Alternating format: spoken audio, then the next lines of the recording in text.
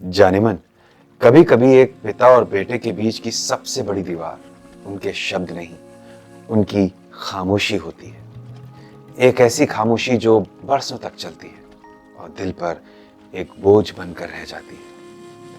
आज आज मैं आपको अमेरिकी लेखक डेविड लेविथान की एक ऐसी ही सच्ची कहानी सुनाने जा रहा हूं, जो शायद आपके घर की भी कहानी हो सकती है।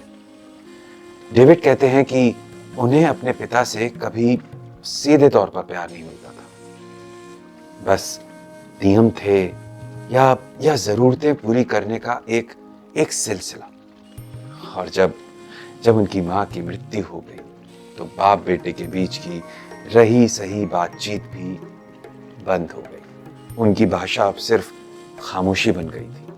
पिता को भावनाओं का प्रदर्शन पसंद नहीं था। जब डेविड उदास होते तो पिता कहते, शांत हो जाओ। जब उत्साहित होते तो कहते, ज्यादा हवा में मत उड़ो।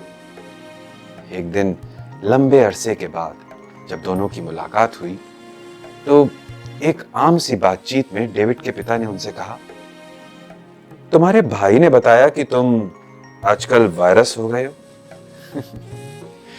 दरअसल उनका मतलब वायरल होने से था। यह सिर्फ शब्दों की गलती नहीं थी, यह दो पीढ़ियों के बीच के उस फासले की कहानी थी जिसमें इंटरनेट और सोशल मीडिया आज भी उनके पिता के लिए एक अनजान दुनिया थी। उसी वक्त हिचकिचाते हुए डेविड ने अपना फोन निकाला और अपने पिता को अपनी एक रील दिखाई।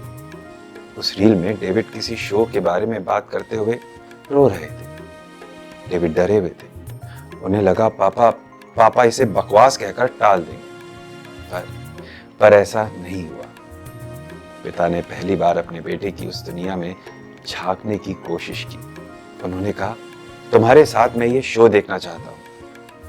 दोनों बाप बेटे एक साथ बैठे और स्क्रीन पर जब एक भावुक दृश्य आया तो डेविड ने देखा कि उनके सख्त मिजाज पिता का चेहरा नरम पड़ने लगा था। उन्होंने कुर्सी का हत्था जोर से पकड़ लिया था, मानो पहली बार वो अपने बेटे की भावनाओं को सच में महसूस कर रहे हों। शो के बाद पिता ने डेविड से जो कहा उसने बरसों की खामोशी को तोड़ दिया। पिता ने कहा, मुझे नहीं पता था कि तुम्हारे मन में इतना बोझ है। उस दिन पहली बार उन्होंने अपने बेटे को किसी समस्या की तरह नहीं, एक इंसान की तरह देखा था। जाते वक्त उन्होंने बस इतना ही कहा, मुझे खुशी है कि तुम वायरल हुए, लोग तुम्हें सुन रहे हैं। मुझे इसी पहचान की तलाश थी।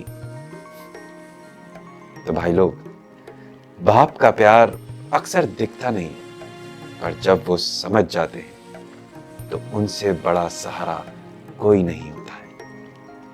अगर आपके और आपके पिता के बीच भी ऐसी ही कोई खामोशी है तो आज ही उस दीवार को गिरा दीजिए। एक बार, बस एक बार उन्हें अपनी दुनिया दिखाइए। शायद वो भी इसे समझना चाहते हो।